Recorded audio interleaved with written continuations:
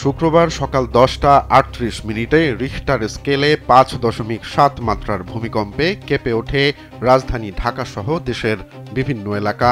কেন্দ্রস্থল ছিল নরসিংদীর মাধবদী, ঢাকা থেকে মাত্র 13 কিলোমিটার দূরে। ভূমিকম্পের পর আতঙ্কিত মানুষ রাস্তায় নেমে এলেও ফায়ার সার্ভিস অ্যান্ড সিভিল ডিফেন্সের দুপুর 12:10 পর্যন্ত প্রাপ্ত তথ্য অনুযায়ী বড় ধরনের কোনো ক্ষয়ক্ষতি বা হতাহতের খবর পাওয়া যায়নি। পুরান ঢাকার আরমানিটোলা কসাইটুলিতে 8তলা একটি ভবন ধসে পড়ার খবর পেয়ে সদরঘাট ও সিদ্দিকবাজার ফায়ার স্টেশনের 2টি ইউনিট ঘটনাস্থলে পৌঁছায়। পরিদর্শনে দেখা যায় শুধু পলেস্তার ও কিছু ইট খসে পড়েছে, ভবনের কোনো ক্ষতি হয়নি। সেনসেশন ক্লাসিক স্ট্রবেরি ও কফি ভ্যারিয়েন্টে। খিলগাঁওয়ে নির্মাণাধীন ভবন থেকে ইট পড়ে পার্শ্ববর্তী দোতলা বাড়ির এক বাসিন্দা আহত হন। স্থানীয় লোকজন তাকে উদ্ধার করেন।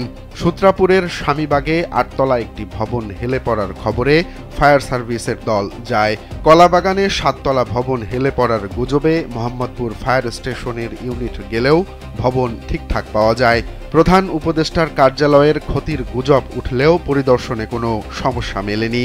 বারিধারায় একটি বাড়িতে আগুন লাগার খবর পাওয়া গেছে, তবে ভূমিকম্পের সঙ্গে এটির কোনো সম্পর্ক আছে কিনা তা নিশ্চিত হওয়া যায়নি। মুন্সিগঞ্জের গজারিয়ায় আগুনের খবরে ফায়ার সার্ভিসের 2টি ইউনিট কাজ করছে। ফায়ার সার্ভিস জানায় অধিকাংশ কলই আতঙ্ক থেকে করা হয়েছে। এখন পর্যন্ত একজন আহত ছাড়া হতাহতের কোনো খবর পাওয়া যায়নি।